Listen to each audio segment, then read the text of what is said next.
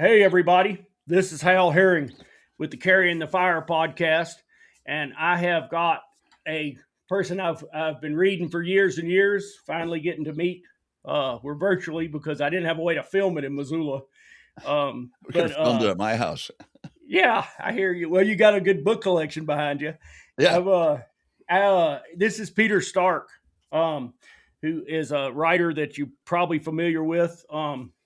And we're going to talk. Thank you for being here, Peter. Oh, really fun to get this going. Yeah, this is an awesome. I just finished The Lost Cities of El Norte Yes. and Coronado's Quest, The Unconquered West, and the Birth of American Indian Resistance. And I am blown away by it. I actually was rereading pieces of it in the dark this morning. I know exactly why. I don't know how you found this particular topic, but I know exactly why, because it takes in so many aspects of like things that have affected our country and our human beings. I mean, holy smokes. Yeah, you could see why I chose this book, this topic, this expedition, because it embraces so much. And what I think you mean there, and what appealed to me is embraces North America when Europeans first saw it. And the Coronado expedition were the first Europeans to see so much of the West. They were first to see the Grand Canyon, the Rocky Mountains, the Great Plains, the buffalo herds, the first to meet all the tribes of the Southwest, and then out on the Plains tribes. And the expedition was so massive. It's the numbers are growing as with more historical research. It's getting close to 3,000 people, and 2,000 conquistadors and Aztecan warriors, and then another 1,000 of support staff, and they had so many good record keepers because they had to for the king. It was a royal expedition, and so they had official chroniclers. They had guys who took separate reconnaissance missions and kept journals. And so the historical account is just filled with these first person descriptions of what they encountered and the incidents that they had. And it was so compelling. And it reminded me of my earlier book, Astoria, which has been, people seem to love, and it's done very well over the last 10 or 12 years. And with that book, Astoria had the same thing. It had really vivid journals and letters of participants firsthand. And then when I started writing Astoria, at a certain point, suddenly I felt like I was playing the keyboard in a rock and roll band, because it was just, the story just seemed so alive in there. And the same thing happened with this Lost Cities of El Norte. It was like at a certain point, it's like, oh man, we're rocking here. So it was a delight to research and a delight to write. Yeah. Where did you find so we're going to talk about some of your early work. I'm a huge fan of Astoria too. And, oh, thanks. And just, and for anybody like, who's followed me over from Backcountry Hunters and Anglers podcast too, like if you have any like deep connection with hunting, fishing, trapping, exploration, the Astoria is just an astounding account.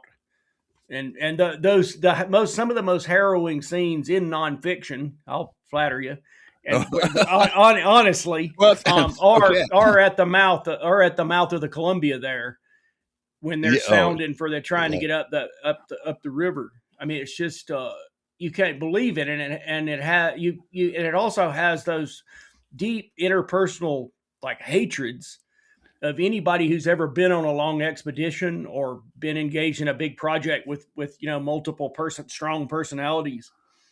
And they under that extreme wilderness stress. Yeah.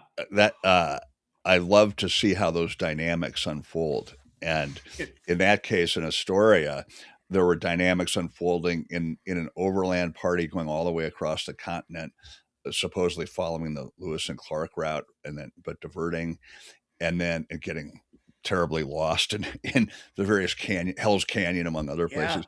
And then a separate party, a seagoing party, that had to sail 25,000 miles from New York to get to the mouth of the Columbia River. And it was a really unhappy, unhappy crew, or parts were happy. It did not, it was like oil and water in that boat. Yeah. Yeah. I just, and it is human beings in extremis. But for a long time, and one of the extremes here in Coronado, the Astor expedition would be the same, but nothing like this. Coronado and them had literally bet his wife's family's money, like the investment in this expedition was entire encomiendas, right? They're in huge estates were bet. It was so, I mean, you can imagine how expensive that is, that, 2,500 or 3,000 people. They had 1,000 horses. They had 5,000 sheep. They had God knows how many cattle, thousands of cattle. With an expedition like that, just trying to keep it fed is this Right. huge logistical challenge.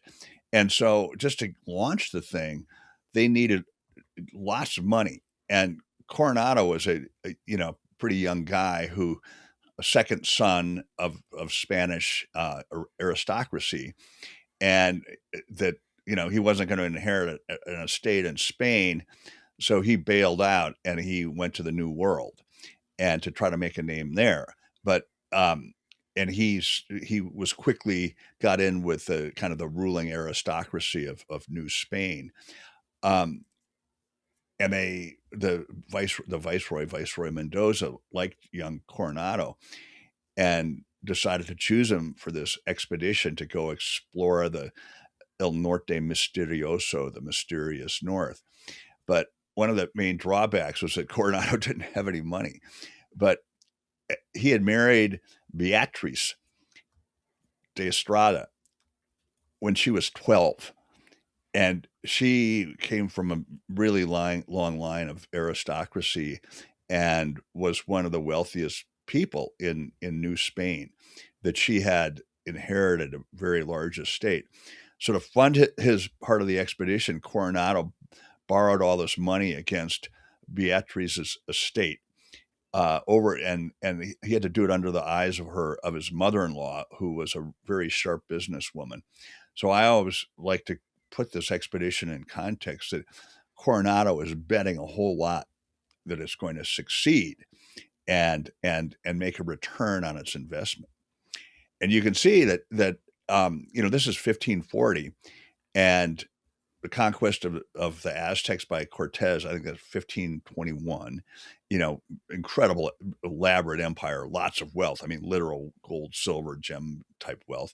And then in 1533 was the conquest, early 1530s, right in there, the conquest of the Incas by Pizarro.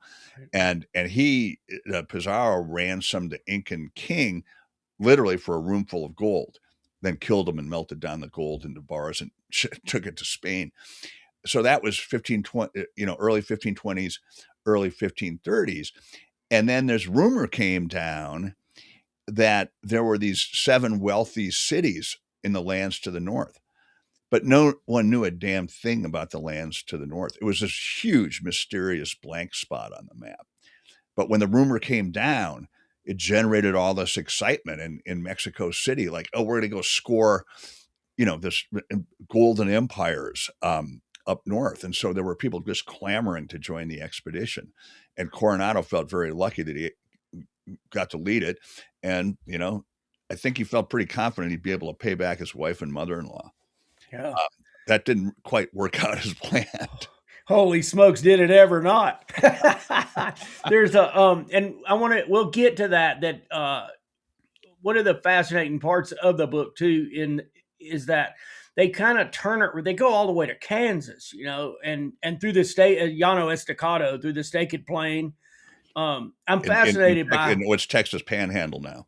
Yeah, and I'm fascinated by how often, like, Palo Duro Canyon turns up in everybody's accounts of everything back to this expedition, mean, Yeah. Oh, yeah. Totally. The Comanches, huge part in their yeah. story.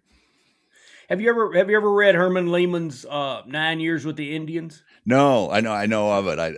Yeah. I'd love to read So it. that's one of the places he hides Oh, at really? the end. Okay. Yeah, after he's too crazy. Well, he's not crazy, but he's too wild even for the Apache when he's like 21 or so. And he's Like, a guy from the East. yeah, he's a German immigrant into Yeah. Texas and stolen by the Apache when he was 9, Okay. and maybe a little older than that. They were going to kill him for sure. He was right at that age where they if you can escape, they'll kill you, and if you're too young to travel, they got rid of you, right? Right. So he Right. was in this age where the sweet spot sort. But anyway, it's a great book, and he eventually escapes. He doesn't escape. I mean, he's a full fledged member of the tribe of the Apache. He's raiding his own people. He goes back, and he's just a very interesting character. But he has to leave the Apache at one point, and he hides in Paladero Canyon. I mean, it's like this. That's where everybody ends up. Like, Well, when I drove all around there, I followed the Coronado route from basically from the Arizona border. I also followed it partly in Mexico too, but from the Arizona border all the way to Kansas. I mean, it almost goes to Iowa. It goes that yeah, far. But he gets out on the Great Plains and is wandering around, and that it's so flat and featureless. When they finally find some little bit of relief, like this canyon in the Llano Estacado, and there are green things and river streams down at the bottom of the canyon. It's like this oasis after wandering for a long time on this utterly flat tabletop. And so you can just see how that's a huge magnet. And I mean, I don't know what the really early, um, thousands of years ago finds might be in Paladoro Canyon. I haven't heard, but I would think that there'd be I would think that it had been inhabited for thousands of you years. I bet. would guess. Have you been Yeah, there? I've never been there. Yeah, No, I and went hiking down in there as part of this research. It's a cool place. I mean, I bet. Yeah, and it's a state park now. Most yeah, of it's a it. state park. Yeah, and Yeah, it's nicely set up, and um, but it's rugged and it's wild, and I yeah, think it goes for a long way, and the the park entrance parking lot part of it is just a little tiny yeah, segment of the yeah. whole thing.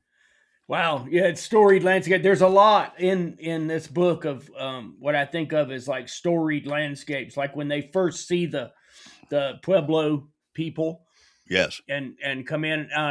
I've been to Zuni Pueblo. I had an incredible experience interviewing Jimmy Note, who's like a tribal leader there and conservation guy, incredible writer. So I've been there one time, and as I was reading your book, holy smokes, is it just? I mean, what a unique bunch of human beings that is too. Yeah. Oh, wow. Yeah. Well, and it's also, I mean, this, I don't know for listeners who might not know Zuni or the Puebloan peoples, the Zuni, the Pueblos, each one is almost its own culture and society. And the Zuni are a cluster of Pueblos in far western New Mexico. And it is remote. It's hard to get to, it's still fairly traditional. They keep their Yeah, traditions intact. right. But it's also what's wild. It's like when Coronado came up from Mexico City with this 2,500, 3,000 people and thousands of animals. That was the place he arrived, thinking this is where he'd find the 7 cities of gold. He got Sabola. he got some false reports, and so it's like, I mean, you can go there today, and it's just wild to think of that, this massive expedition coming to these pueblos in a beautiful valley along the Zuni Right. River. It's green. You're high Yep. desert, but you're in a mountain valley, and it's green. And and then there's one pueblo called Hawaku, and that was on the south. It would be the southwestern edge of this group of pueblos, and that was the first one that Coronado came to. And that right there was the point of contact between the European empires and really what's now the entire west of North America, that one pueblo. And it's now it's a ruin, but it's been excavated, and they found all sorts of cool stuff. And I bet. like you, I went and visited there, and I got a guide. I hired a guide, a Zuni cultural guide, and and and he took me out there, and that's remote too. You're kind of bouncing down dirt roads, and it's sort of like a hill on the plain. And that we got up there, and he said, "Well, see over there, those trees and little house. Well, that's where I grew up. That's where my grandmother lives." And that was his childhood, hanging out around this very place where the first point of contact was between Europeans and the entire western part of the continent, what's now the United States. It's so amazing. There's an undercurrent in that part of the book where these people, the Puebloan culture, they've been in that place for a really long time. They have these fortresses that date back probably even before people know why they needed the fortresses, Right, right. and then these like gold crazed, and I'm not being prejudiced against the conquistadors. They had their, I mean, there's some wild stories there, but they're these rootless, almost all of them from Extremadura in Spain, almost all of them the second or third son. And these rootless, gold crazed, like very tough people coming into these people who seem to be more. It's an undercurrent in your work. Tell me if I'm wrong, but they seem to be more rooted there. They understand things over hundreds of years of accumulation, that these guys in the metal suits on the what they call the big dogs, The metal dogs. Yeah, the the metal horses, dogs. the armored horses they're riding. Yeah, The I metal mean, men with the metal yeah. dogs. I mean, what a fantastic clash. A contrast, and you're so Yeah, right about contrast. that part of New Mexico. Well, almost anywhere in New Mexico, it's arid, it's high desert. There are places in Arizona they had to go through. Once place it took them 2 weeks to get through, called the Despoblado, which means empty area, like no food of any kind that they could find. And yet the native people had lived there for so long that they really understood how to live in the landscape. And the Puebloans, like the Zuni and the Hopi, and there are many different Pueblo groups, were agricultural people. So they were settled, and they had quite elaborate irrigation systems, and they were able to store their food over years. They could grow abundant corn and would stash it away. So they, almost always had food.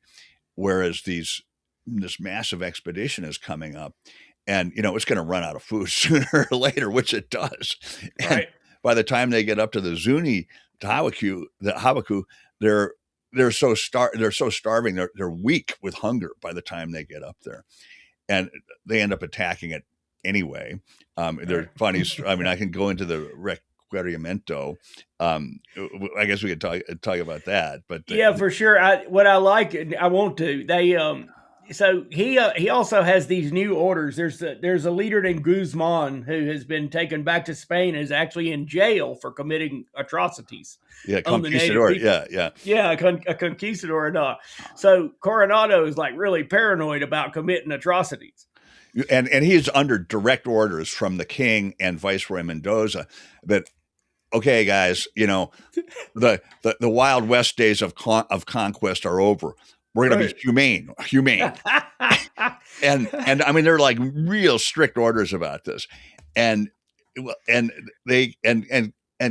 Coronado, I mean, he seems like a pretty good guy, at least to start, and sure. trying to stick to humane orders. But in his expedition, he also has several veterans of the Guzman expeditions, and these guys are humane is not their first priority. Yeah. And so, and the problem is that, you were talking about these landscapes, that you have this massive 2,500 or 3,000 person expedition, plus all these animals. But, eventually they start running low on food, and the and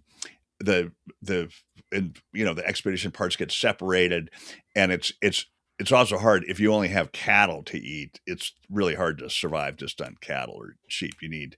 I know that was a good part. And that was a great piece of science in there of how, like, once they get so lean, it's kind of like rabbit starvation, right? You're eating the cows, but there's no fat there. There's no fat, yeah, and Yeah. so I for the story, I went through all these numbers, and I did it again for this book for Lost Cities.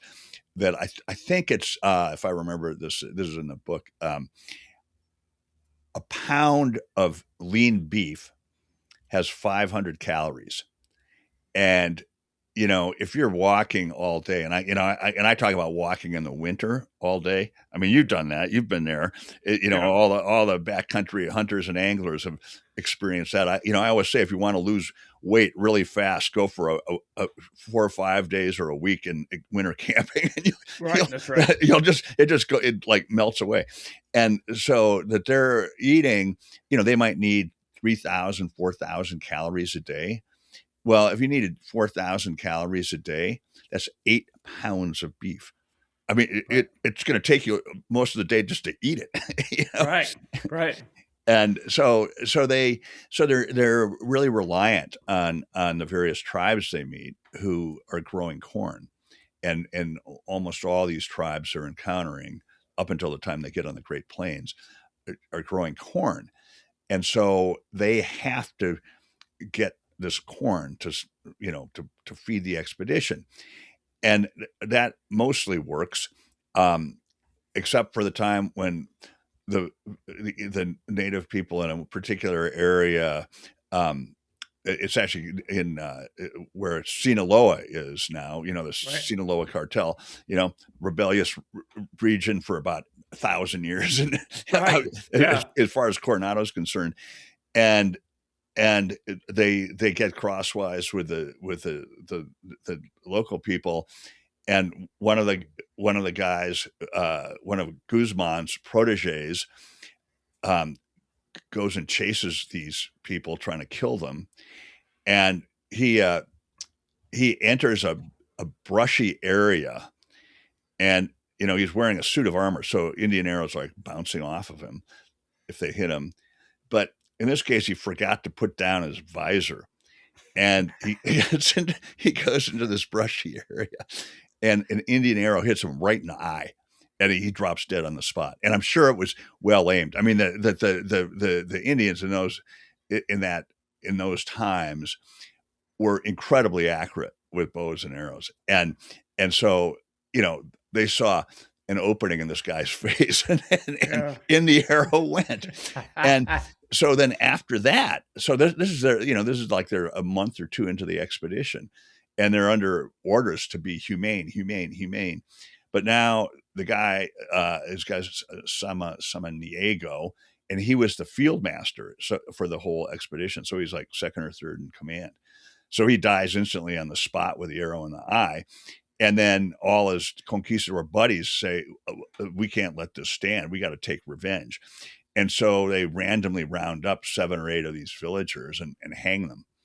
And, that's kind of the template for how the humane nature of the expedition works. Right. That it's, if there's provocation, there will be response, a brutal response. And so, yet at the same time, Coronado is a really interesting personality, because it feels like he's trying to walk this humane line, but he can't do it for various reasons. Right. Well, one of his scribes puts that, one of the scribes says specifically, necessity knows no law. Exactly. Yeah. That's a great line. It's a great line. I was just like, yeah, that's that. And thus it also, it's the Coronado expedition, the scribes are so, articulate. Yeah. Very well. Good writers. and you and I were talking about earlier, like Narvaez expedition. De Soto had um, the Florida the Inca. Um, was it Garcilaso de la Vega, who was a Yeah, right. scribe? Yeah, Yeah, famous and famous journals. Yeah. incredible book. The Florida the Inca was. I read it in college. I was like, I Really? Oh, couldn't wow. believe it. Yeah, and And with then how such the detailing. unbelievable detail, and they were always killing people. Like they were Yeah, so. DeSoto was he was up there towards Guzman. He was a Guzman type figure for sure, and it was But beyond necessity. They did stuff that, and I noticed though the Spanish were big on like letting dogs attack people, like tie them up and not. That was fascinating that they did yeah, that to those people in your book as well. Yeah, I mean, it was a torture method, and they're I don't we get into the plot if you want at this point, but sure. that um, Coronado finally makes it uh, up to the Zuni villages, which are supposed to be 7 cities of gold, and he and his guys, they're starving, and they ride up this big cavalcade across the plain to within, they say, a crossbow shot of the village of the pueblo, which is a substantial thing. It's like 7 stories tall, Right. but it's not gold.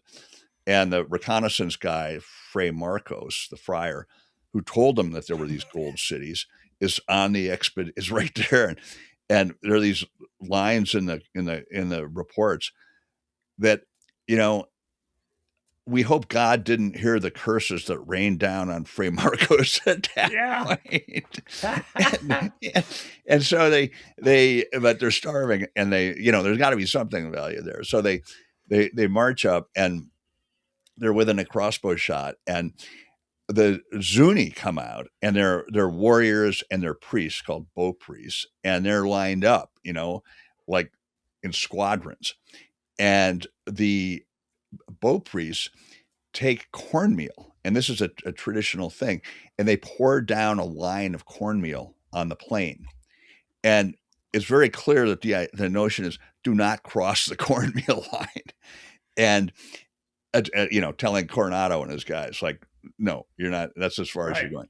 And so at that point, Coronado pulls out the requerimiento, which is it's required by law now in Spain. Just in recent years to address the humanitarian issues that you got to explain to the native people, like what's going to happen here, and you've got some choices.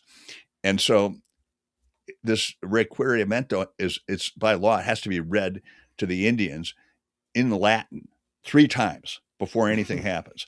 And the requerimiento basically says, okay, there's God, and there's Adam and Eve, and you're all children of Adam and Eve. And then God, embodiment of God on earth is the Pope, and the Pope has given his godly power to the King and Queen of Spain, and we're representatives of the King and Queen of Spain.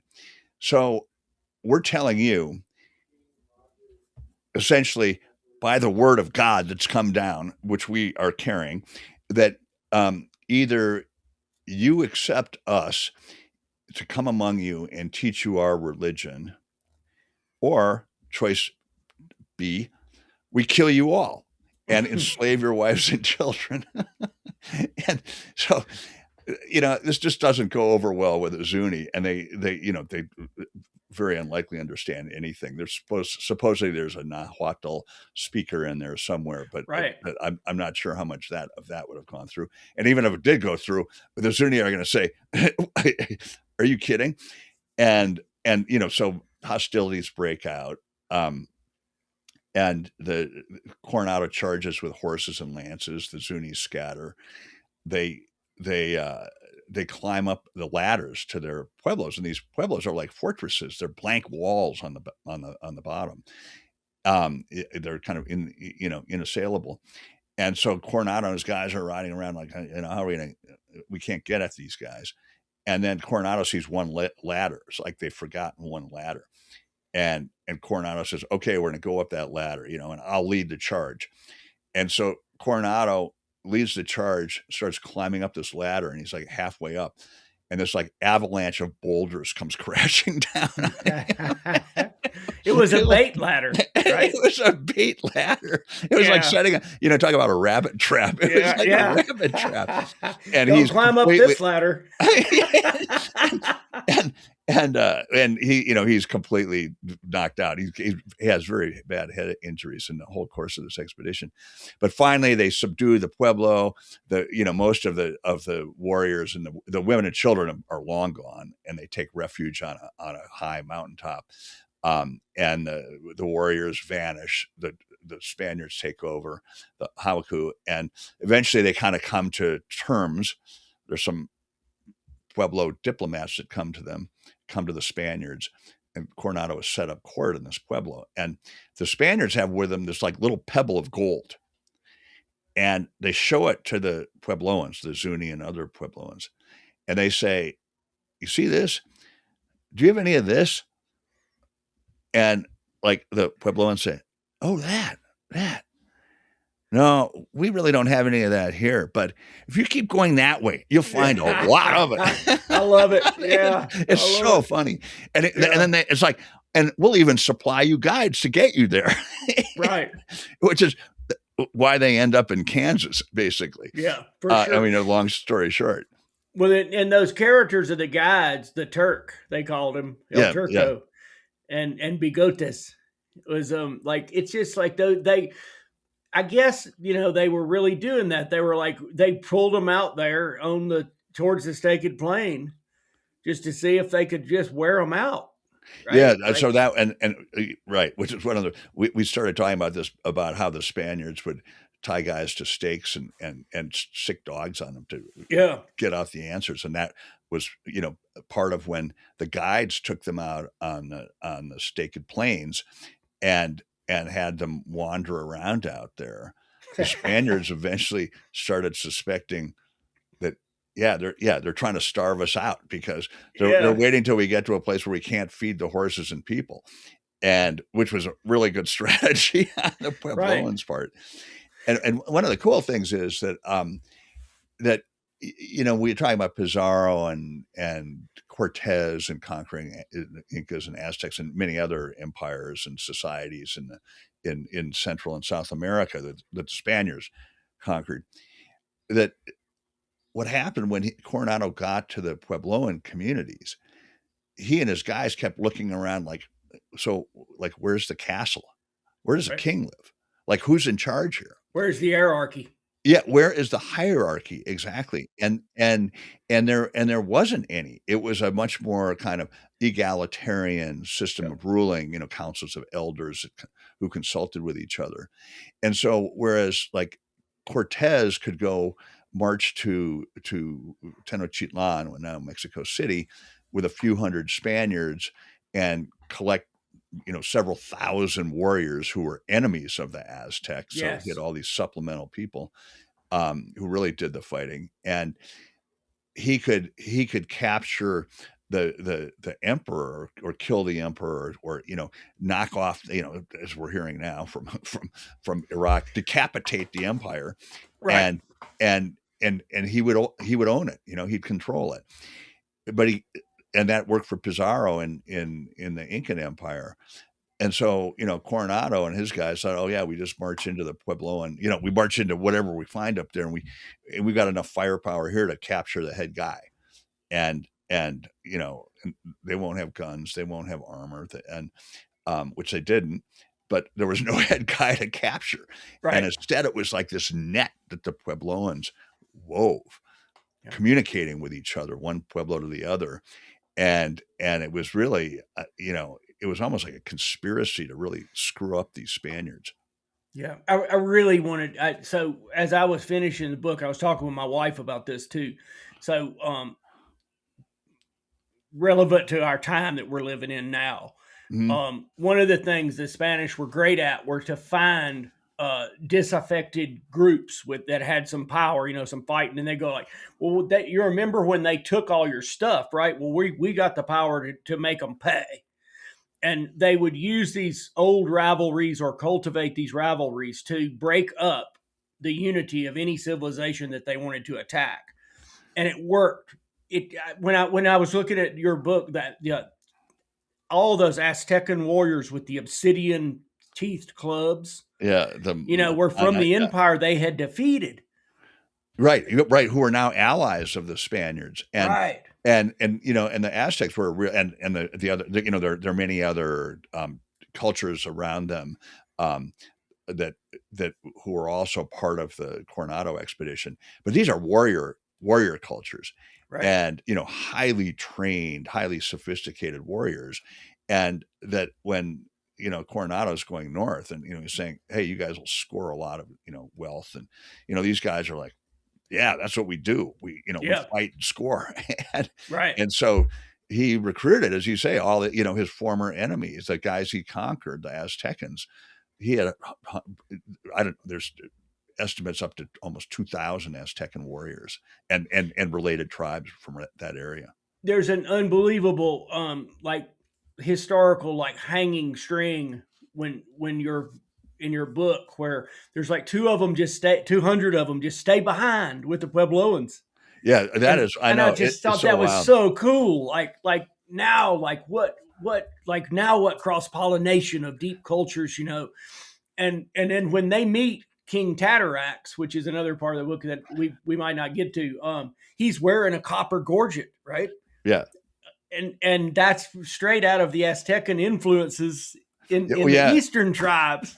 The Eastern, yeah, right, and Yeah. I mean, one of the things. So he meets King Tatarax up in Kansas, and actually maybe even beyond, where King Tatarax might be coming from, Iowa or Missouri, and they keep Coronado keeps hearing, his guides are saying, oh yeah, there are these these empires just keep going east, north and east.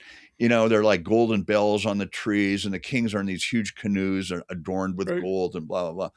And so, they're just the Spaniards are just convinced these big golden empires are just kind of over the hill to the east. And so finally he hears that there's a guy named King Tatarax who's one of the kings of the empire. And so Coronado sends for King Tatarax, who then shows up with quite a few warriors, and very done up.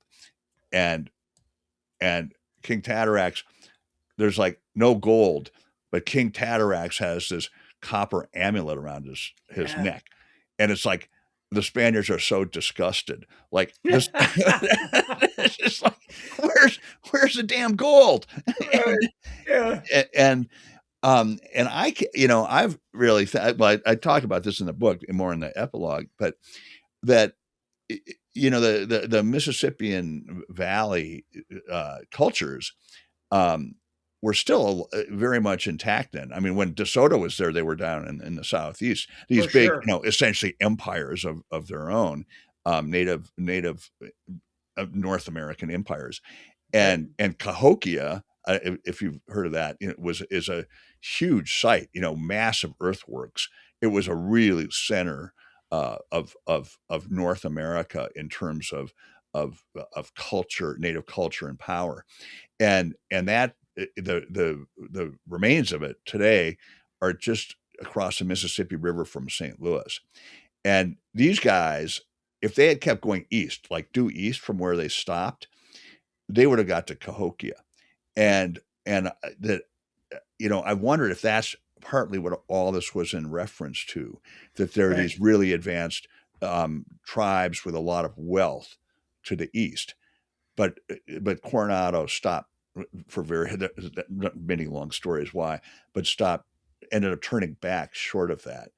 And I think that if you got there, um, the course of North American history could have been very different, because Yeah. then he would have a supply line down the Mississippi River to Mexico, which was one of his big problems. And he was also, as these conquistadors did, they were looking for fertile lands, and that's how they made their real money. They'd have these encomiendas, which are like their private estates worked Right. by native people who are either slaves or semi-slaves, and so they're on this huge expedition over 2 years and many thousands of miles looking for fertile lands. And mostly they've been through the high desert of the Southwest. And then they've been through the high plains and, and some of the grassy Great Plains, but, kind of knobbly grassy parts. Yeah. Um, and then they get, like through the Arkansas Panhandle is where they go. Gotcha. And then they get as far as north central Kansas. And if they'd literally, and they start saying that, the terrain is beginning to look really good here. It's hilly, but this looks like good lands and blah blah blah. But if they'd gone over this range of hills called the Smoky Hills, where I've been, it's kind of a low, pretty range of hills in Kansas, and they went down the other side, they'd very soon get to Iowa. And, these are like the richest lands in the world. Greatest tall grass prairie in the world. Yeah. I mean, incredibly fertile, wealthy in terms of fertility. And so this huge Spanish expedition stopped just short of that. And so I've speculated that if they got to, if they went over the hill and got to Iowa, or they got as far as Cahokia, or both, they may well have established a lasting Spanish colony in the center of the continent, in today's Midwest. And so how would that prove it? There's 100 years before the Pilgrims even show up. And so, how would that play out? It's like, right. Unbelievable. The Western movement might be crimped. Yeah. Because there's a Spanish Empire out there. Well, for sure. And the Treaty of Guadalupe Hidalgo was 1848, right? And it was kind of based on the fact after the Mexican War, like that it was a desert, except for California. Right. Right. Yeah. Like all these worthless lands out there. Yeah. I mean, I don't think they would have sold Iowa. They would have They would not have sold Iowa. Yeah. They would not have sold Iowa. Yeah. And I mean, exactly that the productivity of those southwestern lands in terms of agriculture was very limited. I mean, parts were really productive, like the Rio Grande Valley around today's Albuquerque, really productive. But it was a one valley, and there were other valleys, but it was not just like expansive fertile lands. No, and when they left those places, they almost died. And and they almost died in those places too. Yeah, for sure. From food and cold and blizzards and high desert in New Mexico. As we well know, it gets really cold, and there are blizzards that can come through, and they can talk about hypothermia. They can kill you easily, which they almost did kill all these Aztecans. These getting caught in blizzards on. It's an incredible part of the story. In that they literally couldn't get the clothes to survive in that cold. That like they stole them. They made the Pueblo people give them some. They pulled them off some, Pueblo, like buffalo robes, and the Pueblo people had. I really there must be some existing in museums, but they had turkey feather capes. Right. And you think about your Eddie Bauer down jacket. These are people 500 years ago that were making winter capes out of turkey feathers, which of course is the same concept. Right. It was incredible that so they had domestic dogs and they had turkeys, but most of the rest of it was hunting and growing. Yeah, exactly. And the turkeys, I've since realized, because I've it's in some of the literature, and I never quite believed it, but that some of the reports say they mainly raised the turkeys for the feathers, and which it makes sense. Like in Scotland, you'd raise sheep for the wool, not the meat's part of it, but the wool is essential, and so the turkey feathers were essential to survive in those high desert winter environments. And the Spaniards, in this case, the Coronado expedition, while their clothing was like warm clothing was drifting out in the Pacific Ocean. Yeah. So let's talk about that a little bit. I love that part of it. I love that part of the story. So as part of this expedition, also the first Europeans to ever try to ascend the Rio Grande. The Colorado. The Colorado, right. Yeah. So, and all the way up the Sea of Cortez. Yeah, all the way up the Sea of Cortez. Where they ran aground. So it was part of Viceroy Mendoza's, humane. We're going to do this the humane way for a change, rather than Right. like Guzman. And so he says, okay, you guys, this big overland expedition of thousands of people and animals, we need to send a seagoing expedition with supply ships that have a lot more food and warm clothing and more, gunpowder and wine and oil and all these things that they would need to survive. And so everyone's so clueless about geography that the four ships, supply ships, head up from like Acapulco, which was an old port, up the west coast of Mexico, and the Coronado people are tracing the west coast of Mexico a little ways inland, but the supply ships are like a few months behind, or well behind. But they keep expecting to catch up to Coronado somewhere, and so they kind of poke into every cove and they keep looking for them. And when they finally get to the top of the Sea of Cortez at the mouth of the Colorado, there's a huge drama there that they run aground on this huge sandbar at the mouth of the Colorado, and they're finally lifted off by a tidal bore with this huge wave that comes through. Act of God, they're convinced. Act of God. I mean, they had to have thought that, right? That's an incredible scene in the book where the waves are big enough to destroy the ships, but not deep enough to pull them off the bottom. That is, well, the tide's going out. Yeah, the tide's going out. Right. And they're really screwed. And until this tidal bore comes in and washes them inland. So then the captain of that seagoing expedition is Captain Alarcon, and he's the best guy in the whole expedition. I like him a lot, and he was known as a humane guy, and he also had very good interaction with the tribes. Mostly, kind of went south a few times, and he left really good descriptive journals. But he was an experienced sea captain, so he got those four ships up to the head of what's the Sea of Cortez. And at this point, everybody was still thinking California was an island.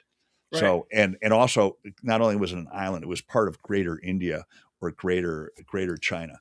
And so, I mean, really, it's like they were ready for the emperor to show up anytime.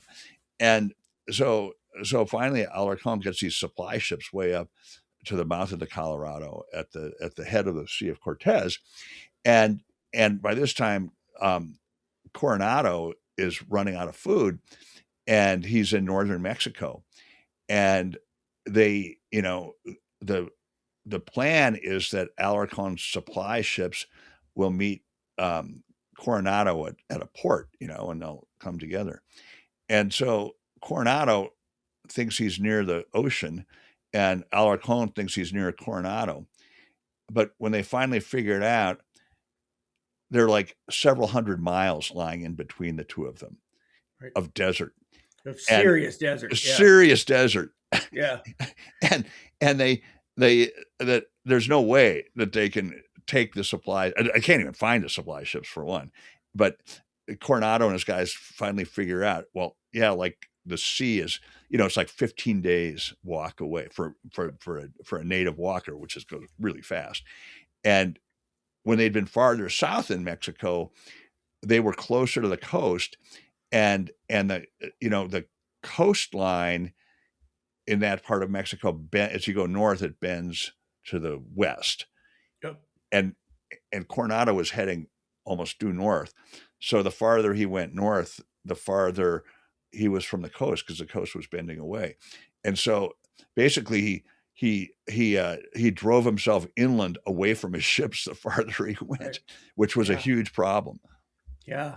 No doubt. I was in the Narvaez expedition, which was after this. I don't know. No, it was before DeSoto, right? They lost the ship too in the Florida around Appalachia. Yeah, I think they lost several. I think there were 400 guys or something. Yeah, and then they, of course, you touch on this in your book, where there's 5 or 6 Vasco. Cabeza de Vaca, and four other people. 4 of them. They walked for 7 years, right? 7 years. I mean, that's one of. There's a book by Andre Resendez. Yeah, I have that. Yeah, The Land So Strange. Yeah, Yeah. Lancelot's friend. It tells the story, and Cabeza de Vaca later wrote an account of it. So I mean, there's a written account, and then this book by Andres. How do you say his last name? Uh, Renendez. Resendez, I think. I Resendez. Okay. don't know. Yeah. Who's a good? He's a good.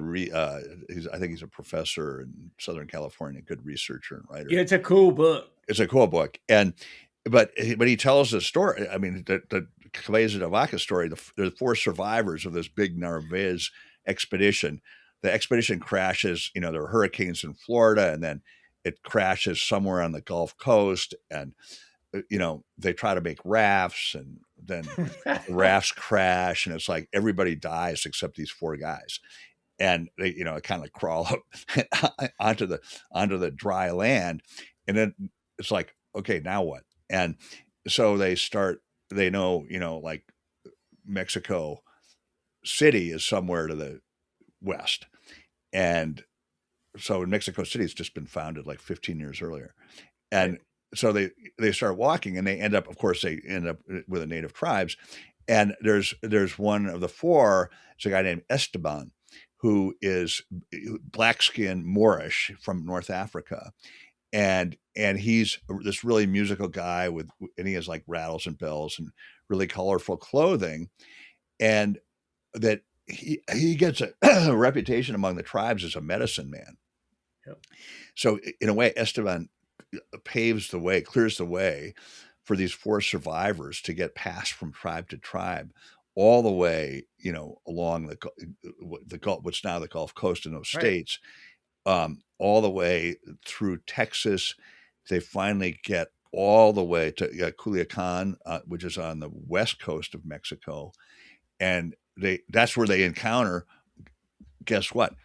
The Guzman's slaving parties are active over there in Culiacan. Yeah. And so the Guzman's slaving parties are going to take these four guys as slaves because they're dressed in animal skins, and they look so wild. And then these four guys, I think Cabeza de Vaca was the leader. Cabeza de Vaca speaks to the slaver, the Guzman slavers, in like perfect Castilian Spanish, and these guys are like, "What the hell?" The slavers, where did you come from, dude? We thought you were dead. Yeah, well, and also, he's dressed in animal skins and everything else. I think he's like, a native guy, like a native guy, really down on his luck. Down on his luck, yeah, man, for sure. It's one of the great. I mean, so much of this is some rich territory for a writer and storyteller like yourself. So many, I mean, I get what you meant when you said you felt like you were, writing a rock ballad. Yeah, playing on a keyboard, just playing away. A keyboard. It's and then that's how the rumor started. Was the four survivors finally get back to Mexico City, and people in Mexico City say to the four survivors, "Hey, well, do you see any gold up there?"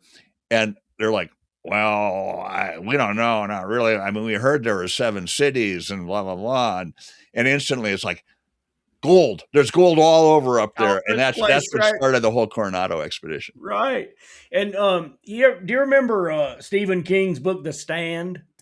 I haven't read it, but yeah, it's it's that big doorstopper tome about the pandemic, and that's one of the guys in there. One of the characters is a pyromaniac, and he's obsessed with this with the 7 cities of Cibola.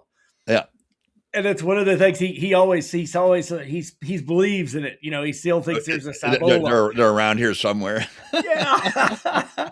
But I think I was in like 14 when I read that book. And so when I was reading this, actually, tell you the truth, I didn't really know what the origin of Cibola was, from my old Stephen King book. And here it is. Here it is. And the origin is even earlier. Mm-hmm. That I mean, there's a really cool legend that goes back to like what you call the Dark Ages in Europe, when the Moors from from North Africa invaded Spain in the 700s and basically conquered all of Spain, and which was it wasn't a very unified society, and it was all a fragmented society. Spain was in 700s. It had been part of the Roman Empire, so the Roman Empire fell apart, and now Spain was was vulnerable to this invasion of the Moors, and then so the Moors keep Spain until the end of it is literally 1492. So that's seven centuries. But there's this story that's told for 7 centuries, is that when the Moors invaded Spain and Portugal, that there were 7 bishops with 7 big churches, and what the 7 did is they took all the wealth of these churches, all the gold and silver and everything valuable, and they took it away, and they went to the Portugal coast, and they got in boats, and they sailed west, and they established the 7 cities of gold. Called it's I think in Spanish you probably say Cibola with a but Cibola, and so this rumor had been around for like 7 centuries, and then it was like, okay, they're this they called it Antilla, was another name for it, and this notion that there's 7 really wealthy cities somewhere to the west of Europe, across the sea or on islands, was very current. And so when Cabeza de Vaca shows up, stumbling for 7 years along the Gulf Coast and Texas and whatnot, and he gets to Mexico City, and the Spaniards there say, what did you see? And he goes, well, I didn't see gold, but maybe there were 7 cities. Okay, here we go. Yeah, off in the distance there. Yeah. Well, one of the most interesting things in the book is that, so I always believed that the actual distribution of the horses that took over the West, right, was after the Pueblo Rebellion of 1680. That had been the theory. Yeah, it was a theory. That was what I believed, and so this is 100 years before that they're taking it's like 140. Horses. I mean, literally 140 years that when Coronado was there. I mean, it's almost a century and a half. And you're and you're right that that was a theory when horses were really came to the West, European horses. But that's such an interesting story, and it's developing as we speak, that ancient or horse remains have been now found in Wyoming that date to, I want to say, the late 1500s and early 1600s, and so these are way earlier than it was believed. And so I like to think that the first horses that came to the American West were with Coronado, and he had 1,000 horses.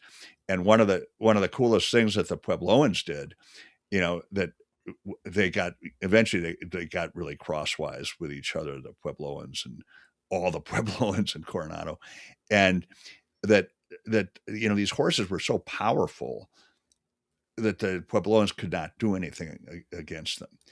And so what they finally did is, I really thought about their strategy, and then it seemed like these councils of elders got together, and they started thinking like, okay, what's the most vulnerable part of these guys? And they thought, okay, I mean, this is my speculation, but I feel it's pretty likely it happened this way. And they thought, oh, they're those big, the big dogs, the big metal dogs. If the Spaniards don't have those, they're a bunch of lost children in the wilderness. Yep. And so very early in this confrontation between the Spaniards and the Puebloans raided the Coronado's horse corrals and broke loose all these horses, and even took some to their own pueblos and put them in their own kind of corrals, and were like experimenting with them, like shooting arrows at them and seeing what they do. And so I'm sure horses got out from the Coronado expedition. You bet. And it makes sense to me because if you read when you read Empire of the Summer Moon, and which you could subtitle that Becoming Comanche. Oh yeah.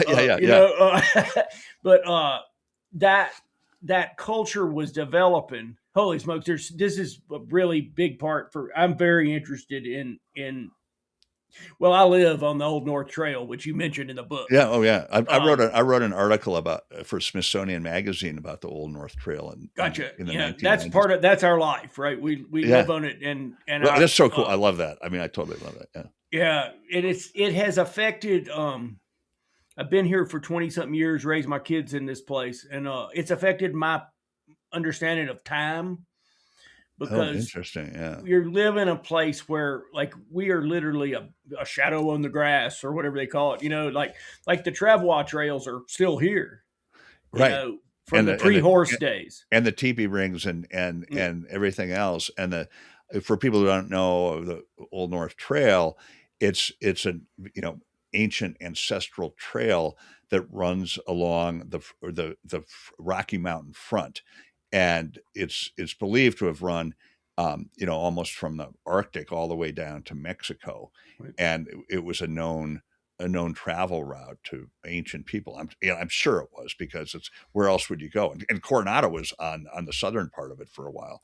Right. Um, and so, and and when you think about the early migrations, Ice Age migrations, early hunters coming to this continent, they would surely walk down that the Rocky Mountain front. And there's this sweet spot where there's really no surface water between here and the Missouri or the Morass in a lot of places, right? Okay. And I mean it's 10 inches of rain, 9. I noticed where you were with like 5 or 6 down there Yeah, in the down there Pueblo in New Mexico. country. Yeah, Yeah. yeah. But there's this sweet spot where you take advantage of but after the Cordillera and ice sheet probably was gone, Right. you still take advantage of the mountain snow melt. Oh, And yeah, because there'd still be yeah, glaciers up there, of course. Yeah. yeah, and if you get too far east, you probably wouldn't make it. You wouldn't have so much water. Because you're on foot. There's like we have all these markings here from here to the Missouri River, and it was like the teepee rings go from being pretty small, like 5 or 6 feet across, to 12, 14 feet Oh, across. Like really? after they get the horse, right? Oh, of course. Yeah, of Yeah, course. and so there's this scattering of deep time here that I think that people probably did fight occasionally, but it would be really small young men going on raids, right? Because you don't have any horses. Right, right. You may have And you have plenty of huge meat. distances too. You have huge distances to go, and who the like when do you think that the Apache showed up in that southern New Mexico boot heel and all that? Like who were they? Well, that's a good question, and this is sort of comes after the research I did. Yeah. But I think that they were well. Actually, I mean, I can't say definitively. In some of the Coronado research, the researchers say that these people who Coronado is encountering on the Great Plains, who are nomadic buffalo hunters, are proto-Apache. Gotcha. And on the other hand, I have some sense that there was an Apache migration from somewhere farther north. And I don't know if that blended with other tribes who were already there. I'm not sure it's actually known what, just where they came from. Well, there's a great scene in the book, in the Coronado book, where they run into those on foot or probably with dogs, buffalo hunters, right? There's a Right. camp. Yeah. Yeah. No, and they have dogs. Yeah. Huge numbers Yeah. of dogs. Yeah. That'd probably be like the Washita or in Kansas or somewhere. They first ran into them in the Llano Estacado. Okay. And even before that in sort of eastern New Mexico.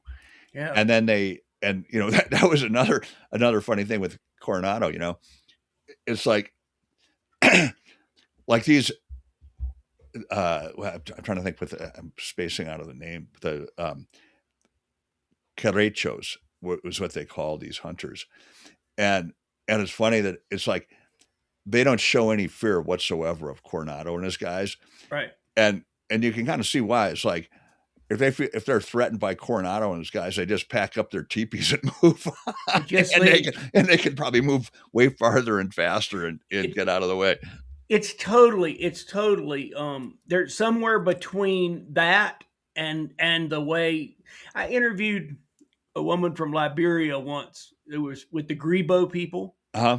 and they're very dispersed Really? agricultural. Are they northern? I'm thinking they're probably northern Liberia. I don't Oh, know. okay. I don't know, but they were never really conquered, Okay. Oh, wow. and Okay. and they just kind of they have kind of a relationship based on strength and dispersion. They're not Right. nomadic, but they're not all in a city. Like if you think about the Liberian Civil War, Monrovia just got like smashed, right? Like Yeah. like if you're in Monrovia, bad times are coming. Um, but if you're in a village out somewhere and you have a good armed presence, you're probably okay. You might be.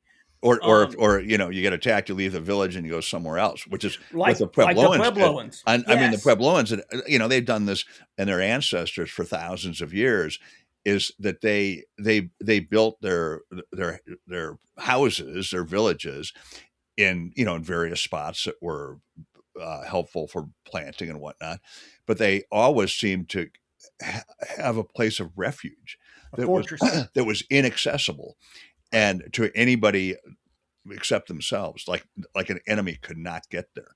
Yeah. And so the Zuni had that a mountain called Dawa Yalane, this big, huge mesa top that had its own water supply. It's like 300 feet up a cliff, its own water supply, its own fields, its own houses.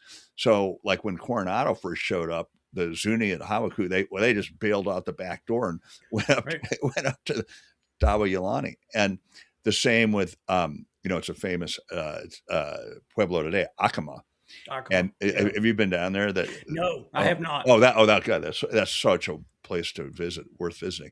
But again, it's another mesa top. It's not as big as this Dawa Yalani, but it's really dramatic and really steep. And there's a village that's supposed to be the oldest or one of the oldest settlements in the what's now the United States. It's at least 1,000 years old on top of Acoma.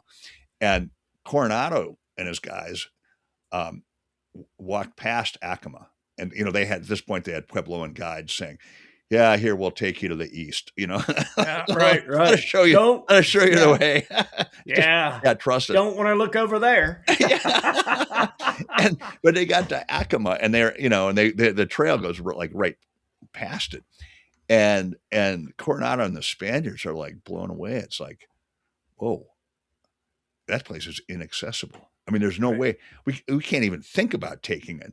And one of them writes that it would take a good harquebus shot to land a ball on top. And I mean, meaning it was like at least as high as a musket could shoot. And Right. so, they couldn't even hit anybody from down below because the musket balls wouldn't get up there. Right. In meantime, the arrows were shattering down. And arrows Yeah. shot down. Yeah. I love that part in there too, which would be really terrifying if you were a would-be conquistador, where they used a yerba de flecha. Oh, I love The that. poison arrows that were just like, it was some kind of spurge, they think. Yeah, well, I mean, there's a huge family. The Spurge family is huge. Right. And I did a lot of research into this to try to figure out what it was. And, it seems like people botanists have identified what's the yerba de la flecha, which means the leaf of the arrow. Of the in arrow, Spanish. right. And but I really wanted to know is how it works, because how it works, I think there might be two ways it works, and there might be two. These guys are so sophisticated hunters, these native hunters, Right. and they'd been around for thousands of years in these regions. And you hear about Amazon hunters and all the techniques they have and the poisons and whatnot. So I kind of think that they're the Opata people, which were in northern Mexico and almost into southern Arizona, had not just one kind of poison on their arrows, but maybe several. And so apparently if you got hit directly by these arrows, you just die. But the Spaniards had armor everywhere, and so it was hard to hit them directly. But if they just got nicked by one of these arrows, their flesh would start rotting away. I mean, literally rotting. And and it would just pull off the bone like a giant piece of pot roast. And the Spaniards were terrified of these arrows because they were so deadly, and people would die. As one of the chroniclers put it, that they die the most terrible deaths with a horrible stench. Yeah. It's like, oh God. And I was like that. I was always another thing that left me pondering with like the guy. There's one guy who lost all the flesh off his arm, Yeah, but survived. Like but what was survived. he Yeah. doing? You know. I know. And I think, towards the end of the expedition, they thought they found some counteraction to the poison. Right. Although I'm sure that the native hunters, the Opata, had plenty of other things in their native pharmacy that they could have used. Yeah, for sure. I had an archaeologist he does high altitude archaeology in Wyoming. He told me one time that the people who lived in like the Absaroka. Oh yeah. And you could compare, like they had like a PhD in the botany. Exactly. I can't believe how they've figured out this stuff. I mean, it was just being there for those centuries, for centuries and centuries and centuries. Yeah. So I don't want to leave the horses. We'll get to the other stuff here in a minute, but the horse thing is really blew my mind about this book, because it's very difficult for me personally to imagine the West, pre-horse. Pre-horse, yeah. And I can, because I live in this place that has a lot of pre-horse, history. But for people who, you think of the Plains tribes, right? One of my favorite museums is up here in Browning, Museum of the Plains Indian. Yeah. And it's all horse. Well, that's interesting. Yeah, that's almost like where one native culture begins, is with the advent of the horse. Yeah. And I'm just thinking kind of aloud now that you talk about the plains and the distances involved if you're not riding a horse. And my sense is there was a lot more movement of the tribes once the horse came into being. And that that Eastern tribes started pushing west, and Western tribes started pushing farther west, or moving around. And part of the ability to do that was because they were so much more mobile, and could cover so much more territory and not be fixed in one place. Of course, that's how the Comanche Empire came to be. That huge area, impossible without the horse.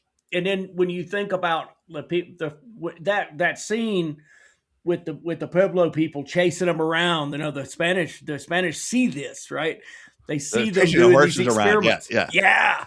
And they're trying to determine like what is the power of these things, and then what is it? It's probably 100. By 1700, the buffalo culture, the bison culture is established, right? Yeah, as a horse bison culture, right? Yeah. I think it was before. During the dog travel days, but the horse made it so much more of a widespread and powerful culture. Right. I've never actually been to Head Smashed In Buffalo Jump. It's up in Alberta here, right north of the border. I haven't been. I'd love to go there. So that's probably that. I'm told that's one of the best. We have one called the First Peoples. Here it's a huge one here in Ulm, Montana. And is that I've been to one near Havre. Is that's that's another one yet. That's another one yet. I was blown away. That's a good one too. Yeah, I've been to that one. This wall of bones. There's so many. Oh, the stories of that, like where they mined the one here in Ulm for probably calcium during World War I. They got low on munitions. And then they have like, they were nice enough to keep some of the artifacts, right? They have like blocks of obsidian from Yellowstone that were buried there, that people just brought their own knife material. Oh, right? Really? Oh, that, yeah. And they'd make them right on the spot. Yeah, stash them. They'd stash them. That brings up another point about, in the Coronado book, and I've written about it before, and I really love this, this aspect of native life in North America. That, there's a sort of kind of popular American conception that, you have like one tribe of Indians over here sitting around a campfire in the woods, and another tribe 500 miles over there sitting around a campfire, and another one 100 miles over there sitting around a campfire. There's no contact between any of them. They're just these isolated tribes, Right. and bands. And in fact, there was so much interaction and Oh, so much long distance travel and so much long distance trade, and that where that the Coronado expedition was actually following ancient Indian trade routes up right. from Mexico. And the people, the Puebloans in the Southwest, had a real passion for macaw feathers, which, like colorful parrot feathers. And Yeah. so traders would bring those up from the tropics of Mexico, and they Okay. trade them for, like, I don't know, I think turquoise was one big thing. I'm not sure they trade them for buffalo skins, but maybe cotton, because these people, the Puebloans, grew cotton. And then there's a trade route, running hundreds and hundreds of miles, if not thousands, from north south. And then there's another one going from the coast, um, way inland, way out onto the plains.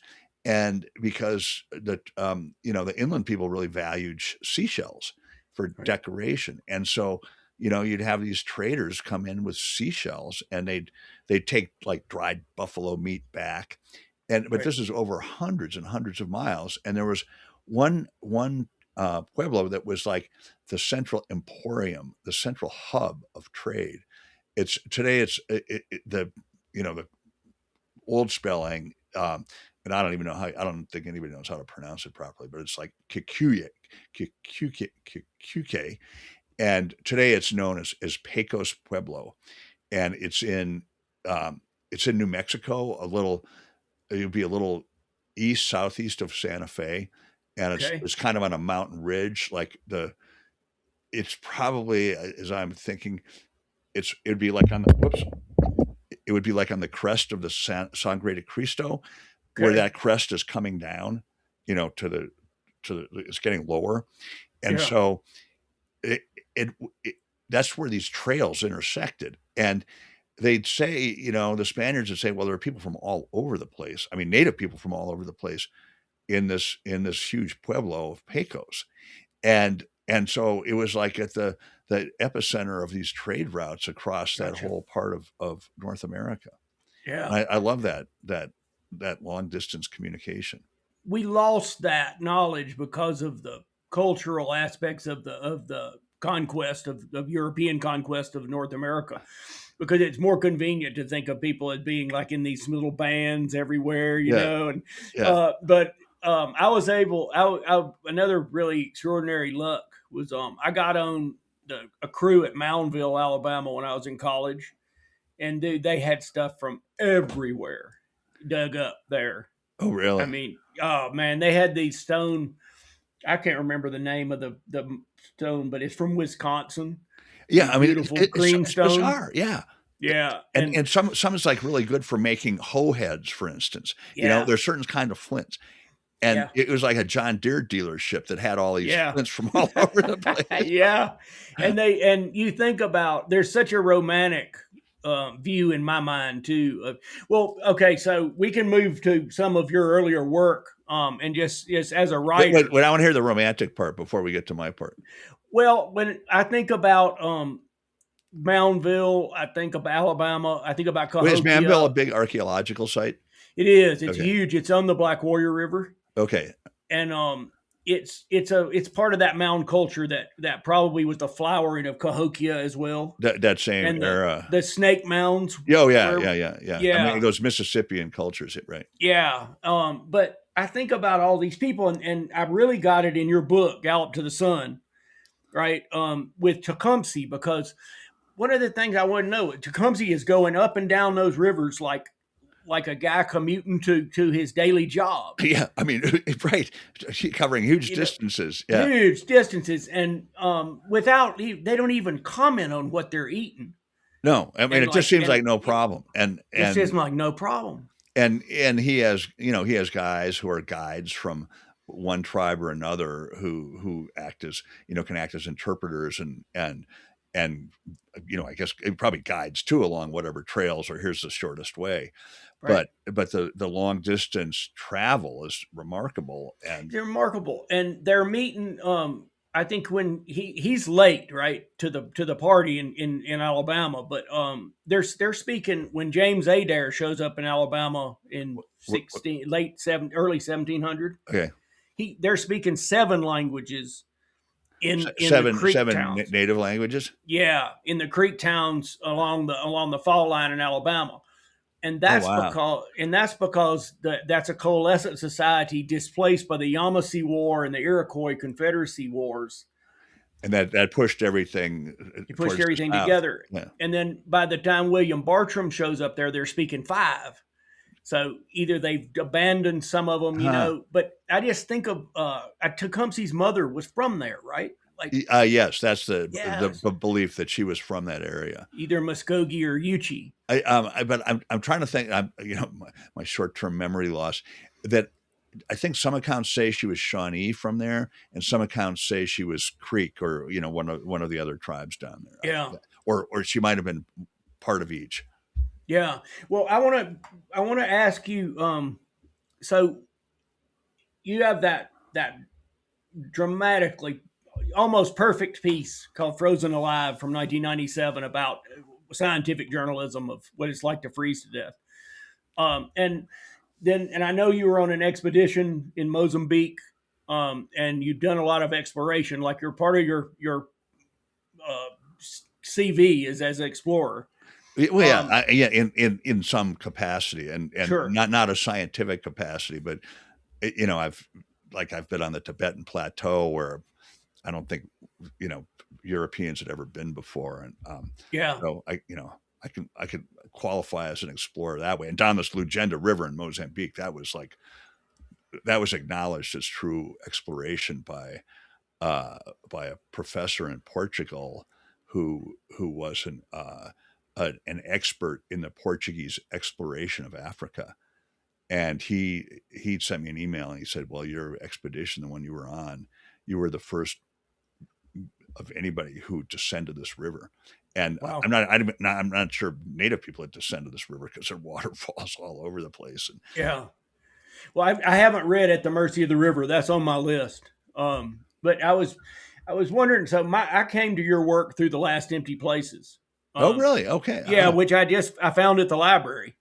Recently, or was that a while ago? Oh, maybe a couple years. Okay, yeah, because that went out of print. And it didn't do all that well when it came out in 2010. And I think the publisher, big Eastern publisher, like, okay, so what, But I always had the sense that there were people who really liked that book. There were some people who really liked it. There are. There's a small like Western, and I don't know about in the East, but like amongst the people I know, they've all read that book at one point or another. Okay. Well, I'm honored to hear that and pleased. Well, so there's a beauty to that book. I just have to say, the Eastern publisher gave it up, and then I knew someone at Mountaineers Press, in Seattle, have done mountaineering books for decades and decades and guides.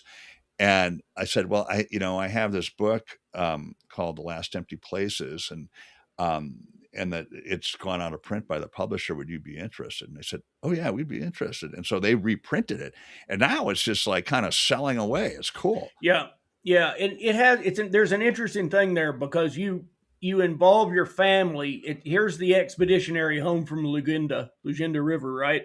Right. And obviously doing these kind of solo not solo, but hard man expeditions. I think of oh Lord, who was it that handled the hard way column for field outside for so long? Yeah, I know who you're talking about, but it'll come. Yeah, okay. So hard way. And anyway, it was one of my favorite columns in the magazine, and he just did these hard things that he taught. Later he wrote about what it was like to come home. And just be at home, Alex Lowe wrote about that as well.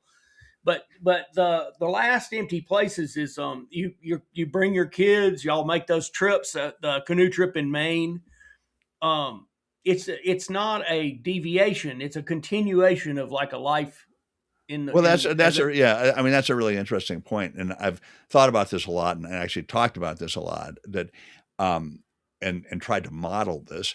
That you can have these crazy adventures, you know, that are life risking and everything else, and then I mean, like that Lugenda trip. I was writing a lot for Outside Magazine, doing crazy adventure stuff.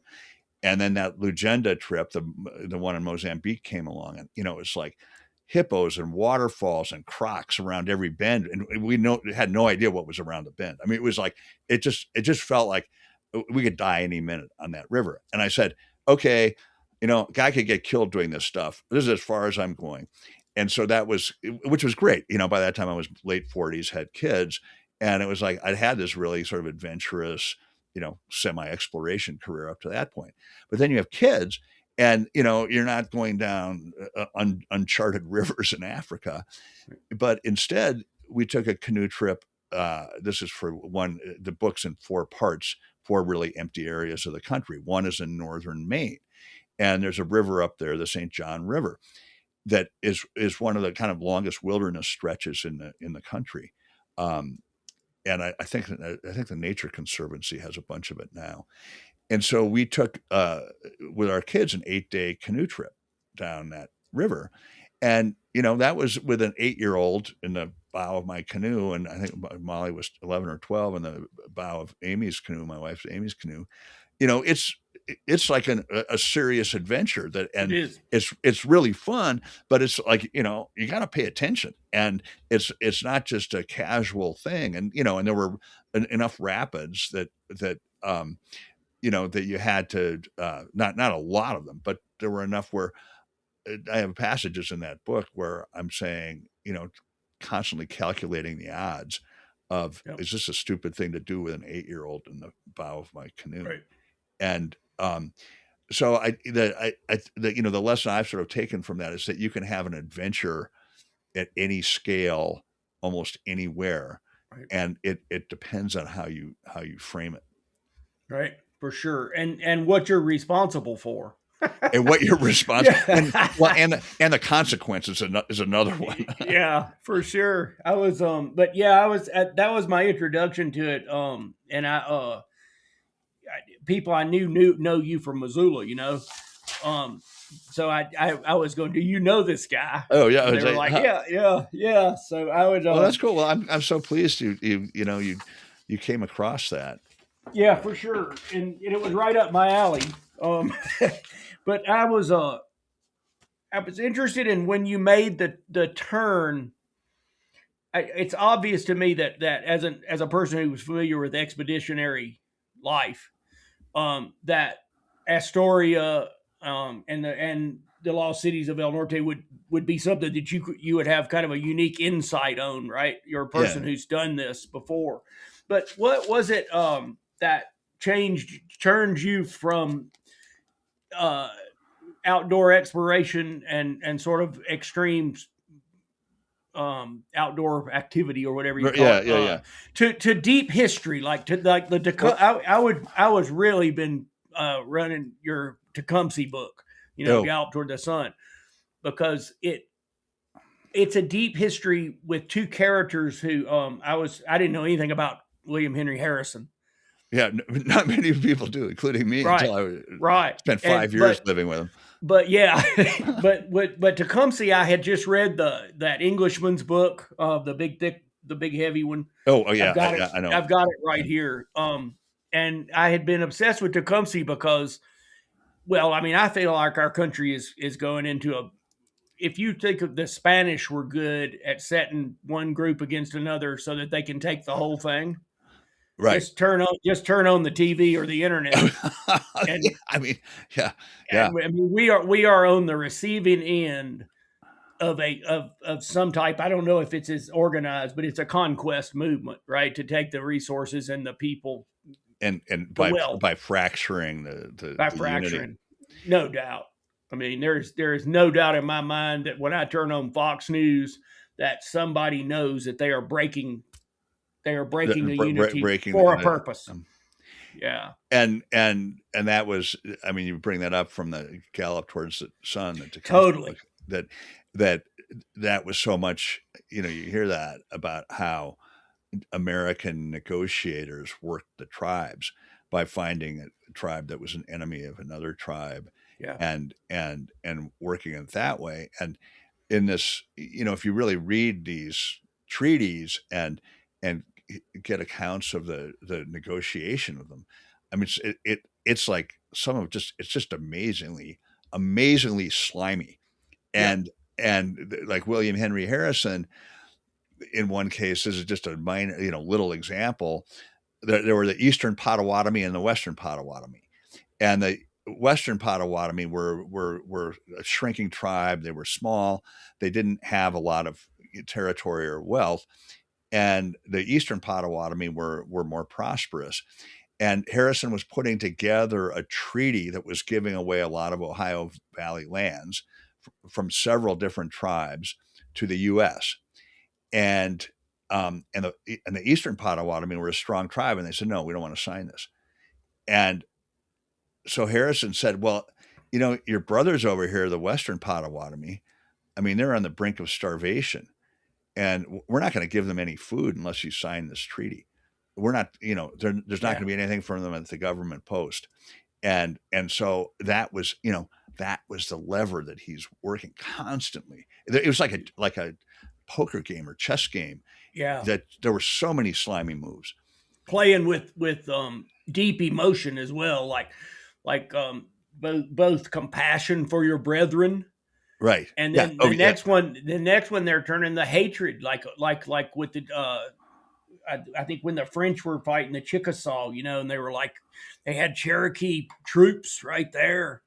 Yeah. And they're like firing up these old animosities between different Totally. tribes. And then they did it. And then when that was done, they did it in the Creeks and the Cherokees within their own nation, right? The assimilationists versus the traditionalists. Well, right. Yes. Yeah. Yeah. Yeah. I mean, there's so many schisms that were really heavily exploited. Unbelievable. And I just wish we could learn. I mean, there's all the cliches about not learning from history, right? Right. Right. Right. But we have this like clear example right in front of us. Yeah, and it's not that, and it's not only, you know, tribes in North America, but you can go back to the Roman Empire, and you can go back to all these ancient empires. In fact, I was just on a radio show where we were talking about kind of the rise and fall of ancient empires, and what what are the factors that kind of bring them down in a way, Yeah. and that, you know, that internal fighting is a huge factor. Yeah. And another one is, we really talked a lot about today, was overextension. You know, you think of how far some of these empires reached, and one being Spain reaching into the New World, you know, after Right. Columbus, and they claimed a huge chunk of the New World. Then they realized they had to defend it. And then Yeah. they started having to spend shitloads of money on military. And then Right. they kind of went broke. And, you know, Right. that was the rise and fall of the Spanish Empire. Right. And overextension is always, I think, is a common. I think the Romans would. I've read Gibbon, you know, but Have it's you really? hard Oh, to. Yeah, but you know, I'm in admiration of you reading this. So, well, what I really did though with that was download it on Audible and Okay. just play it while I was driving long distances. Like across several continents. Yeah. Yeah, exactly. And just taking out the high point. Yeah, right. Yeah. But that one, you know, this morning on the show we were talking about, I mean, just exactly that, is that you know, I was talking about Hadrian's Wall, and Yeah. here, you know, here's this big stone wall across the neck of Scotland, whatever it is, 50 miles long, and, you know, it's trying to keep the barbarian tribes to the north of the wall, and in a way, and to keep them out of Roman Britain, Right. and in a way that like marks the high point of the Roman Empire. It's like it washes up that far. Yeah. And then it doesn't stay there very long. And then it just starts contracting, and internal divisions. And Right. then there are opportunist outsiders who see the wealth of the Roman Empire and the fact that it's weakening with internal fractures, and they exploit it instantly. Even probably through trade as well, like just to get a foothold in. I think I think when Marcus Aurelius wrote the Meditations, Okay. he was in charge of some impossibly ridiculous military Military mission. mission where it was like one of those things where 300 days of pure boredom and 40 days of atrocity. Like where he had all this I, time on his hands, but he yeah. was responsible for this mission. I used to know who they were supposed to be fighting, but you could kind of fill in the blank, right? Yeah, Like right. Oh, yeah, exactly. one day Exactly. it's the Saracens, and the next day, but But I we do can't, think there's ways that people fall. and yes, and hubris is another big one, pride Yeah, and right. arrogance. And then we were talking this morning about environmental change, that it, especially if you're in a more marginal agricultural area, it doesn't take much to dry out the landscape. Yeah. And, um, you look up in the high line of Montana and there's, living evidence of that and all these Well, abandoned we've had all houses. these dust storms right now. Really? Yeah, before we had this big kind of mini blizzard Okay. 3 days ago. Before that, my friend Tony Bynum was out down by the Buffalo Jump at Ulm, and we've had these tremendous dust storms, moving acres, moving a lot of real estate, Are because they it's just coming been off the plowed fields or are they coming from the, well. That's a good point. At first, we thought they were the plowed fields down by Square Butte, Cascade, Montana, but okay. it turned out a lot of it was grazing land. Oh, really? And, Yeah, it and sort was of, and maybe overgrazed land in the probably sense, right? overglazed, and just hadn't recovered, from the 30s too. Right. Um, I mean, they we that's a whole nother podcast, but it's we, and I think about really thought about when in the Coronado book, when the Oglala aquifer is pumped so far down that it costs more money ROI, right? Energy return on energy invested. It costs more money to get the water up than it does to grow something with it. That area, that Despoblado will be Despoblado That it's going to go to the back to that. max. Yeah. Yeah. Yeah. Yeah, and That it's so marginal in that whole, so much of the West actually. And, um, yeah, and you can get back to the Wallace Stegner and the 100th meridian and the 100 meridian, where right? crops grow and with rain and where they don't. Right, and what Powell didn't recognize that they were going to be able to run those pumps, and find the Oglala But aquifer. like way down deep, yeah. Yeah, but if he had known that, he would say, "Well, that water is fossil water. You're mining it. It's a finite It's going to resource." run out. Yeah, if I mean, fossil water is right. yeah. I mean, Well, we're talking about Amarillo all the way to South Dakota. is that how long that is? Oh my God. Yeah, Oh, wow. Well, and that's one of the things that to go back to the Coronado book, that Spain, sent this huge expedition north with the idea of big conquests in the mysterious north, what's now basically the United States, and yet it was never able to hang on to that right. territory. And partly it was the Spaniards, it was arid enough that you couldn't grow a whole lot except in certain places. And the native people were so experienced in that landscape Right. that they were kind of unfazed by Yeah. whatever else was going on.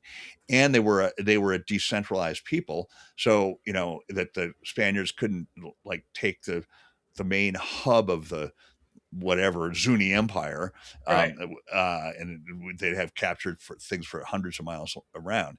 And so the Spaniards were, they'd get up there, and there wasn't another serious expedition after Coronado for maybe 60 years, and even then. The next serious expedition, there was Oñate. Oñate, right. And Santa Fe was established like 1606 or something.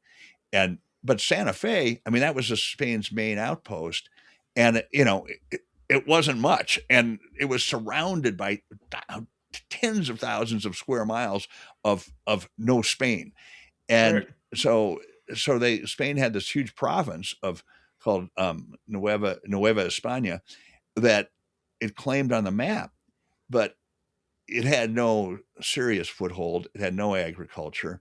It had no infrastructure.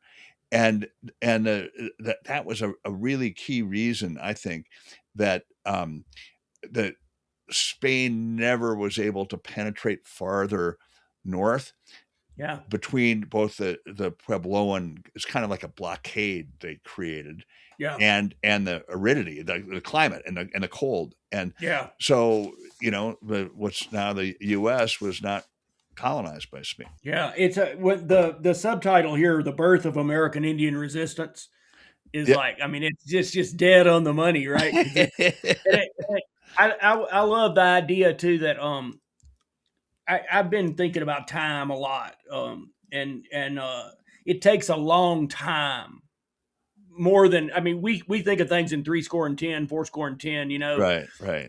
and I can think of so many examples about this in forestry, which is something I'm more familiar with, where you go like, wow, all the beetles have killed all the lodgepole.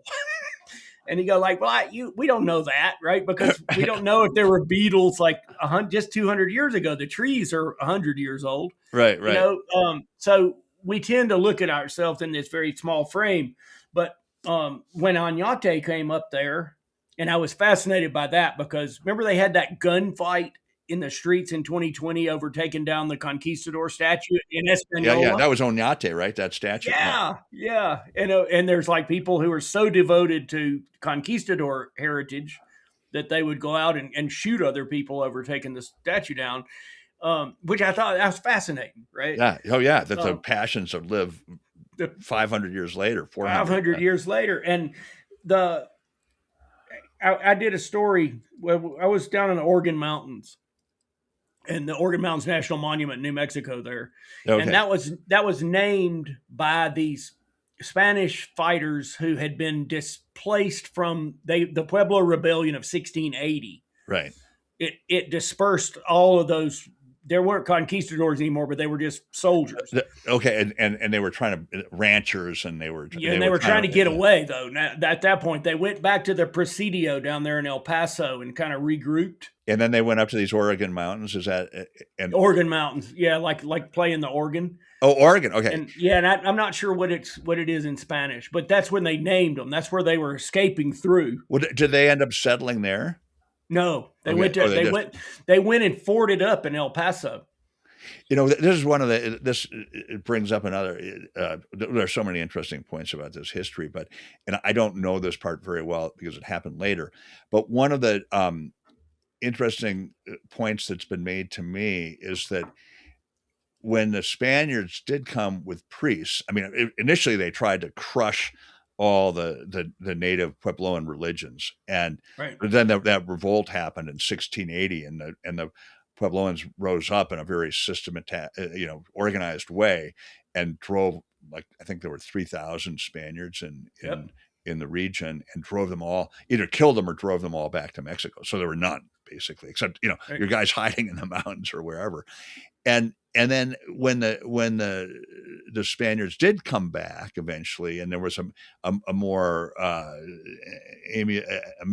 amicable relation between the Spaniards and the Puebloans, and that my understanding, I want to know more about this, is but when the priests established churches in missions in these right. in these various native towns or pueblos, but at the same time they also designated the lands around them as native lands, so that in a way that the priests staked out actual territory for these native groups that managed to withstand all this westward movement and all the other efforts to grab it, because it had been firmly established and it had been right. around for decades, if not centuries, and kind of institutionalized in Western thought. Yes, exactly. Yeah. That I thought about that too.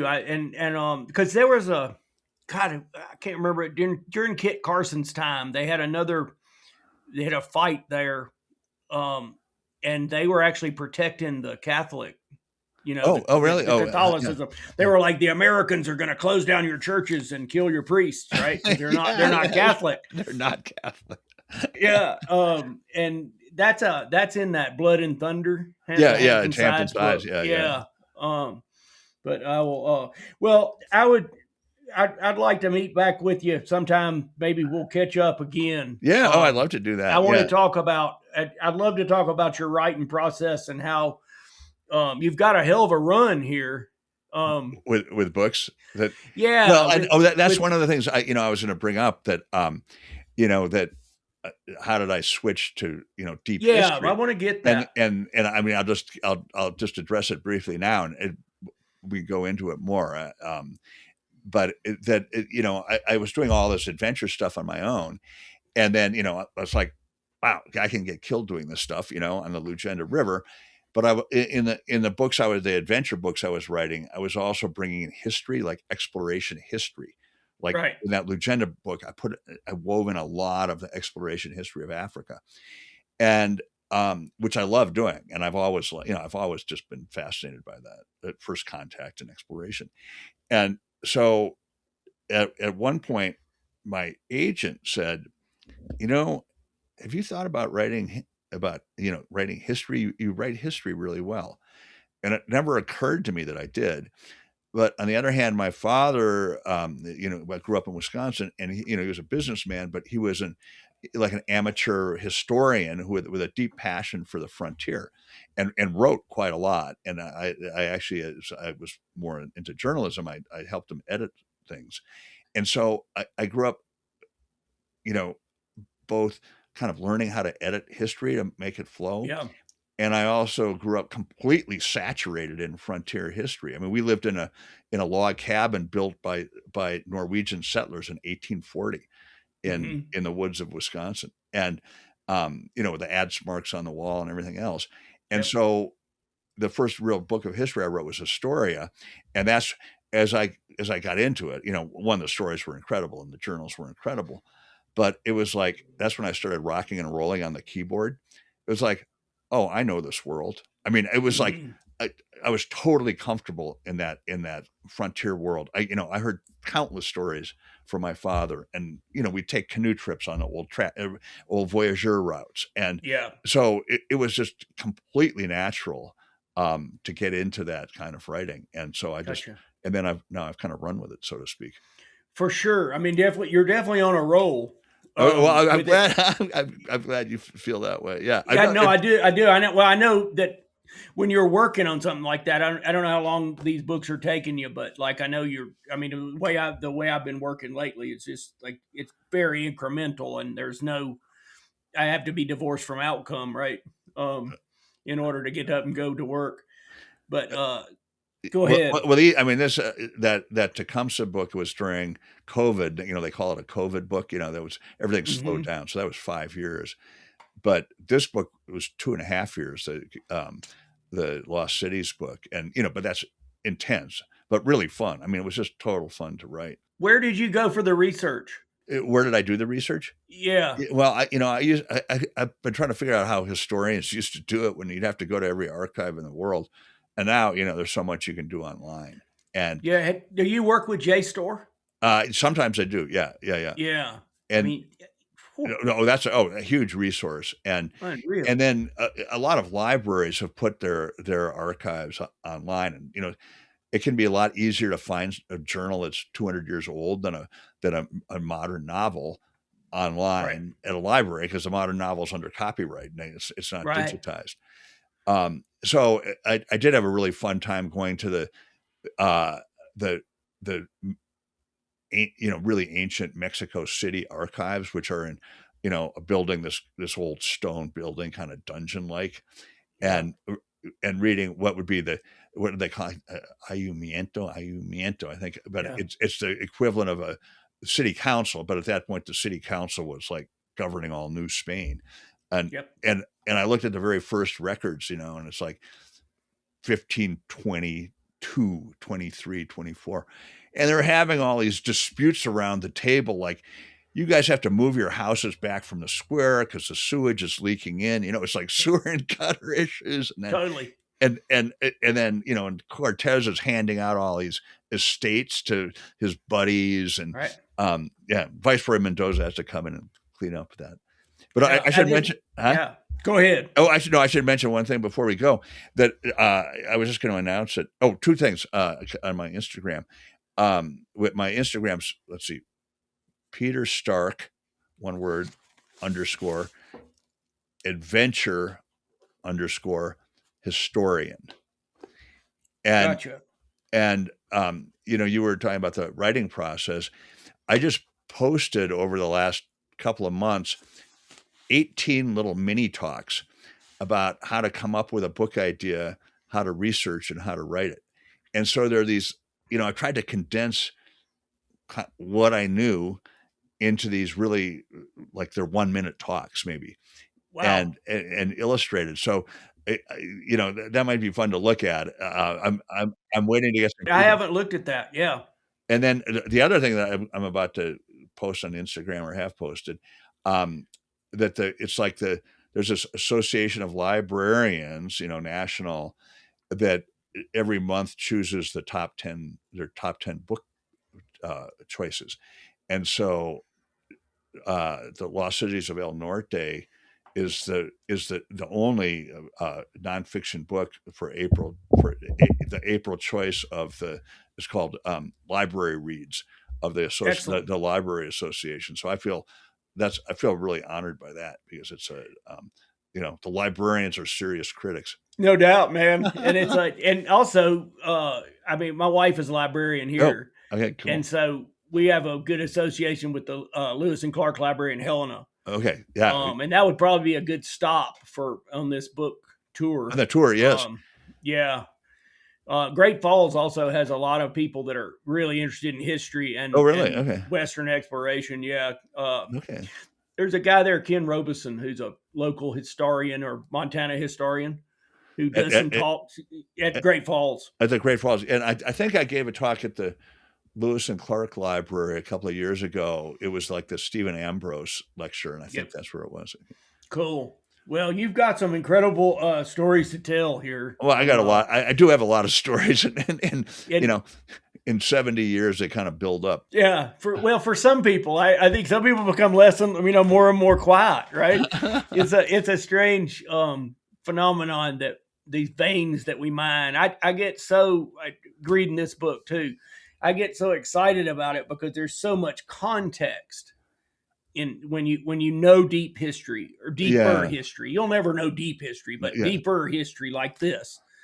Then there's all that context. It's I really tried to go back to Europe, to like what was going on in Europe at these moments, and you had Martin Luther and his guys, like they're up there in Germany, and they're raising a ruckus, and they're wanting they got a real problem with the Catholic Church, and King Carlos of Spain is in charge of both the Protestants and the Catholics, and he has to figure out how to reconcile these people. Right. And all this crazy stuff's going on in Europe. Yeah. I just finished a novel, The Wake. It was a Paul Kingsnorth book. Okay. And it's written in older dialect. I listened to it too while I was splitting firewood. Mosley would getting the firewood in. But it's the Norman conquest told. Oh, I love that. By a very lower echelon, like village leader. Oh, I'm gonna have to write that down. It's very interesting. It's called the Wake. It's called The Wake, and it's named after Hereward the Wake, who was an insurgent of against the Normans. Like Wake. Yeah. Okay. Wake. And the author is who's the author? Paul Kingsnorth. Okay. And I thought it was exceptional. And I don't know if you ever remember the Golden Bough, the Fraser. Oh, yeah, of course. So there's Kingsnorth is an English one, and there's a lot of old that as they're trying to get this insurgency against the Normans going, they go through all these hams, they call them, like Birmingham or. And those people they not really interested in fighting against the Normans. They're still doing the older. It's a contrast between the old gods and the Christ. The older religion, yeah. Which would like 1000 AD. That's right, kind of on the cusp of it. Yeah. So it's I found it an interesting experience. It gave me a lot to think about. Yeah, I love that. Yeah. Okay. Peter. So fun. What's next? going on book tour, and then I got, well, next time we talk, maybe I'll kick around some ideas with you. But I have some more ideas in the same kind of continuation of what I've been doing, and sort of early empire in North America and exploration along those lines. Yeah. Well, I'll look forward to it, and let's keep in touch. Okay. Yeah, definitely. Thanks so much, Hal. Yes, sir. Okay. Good luck with your podcast. Right on, man. Good luck to you.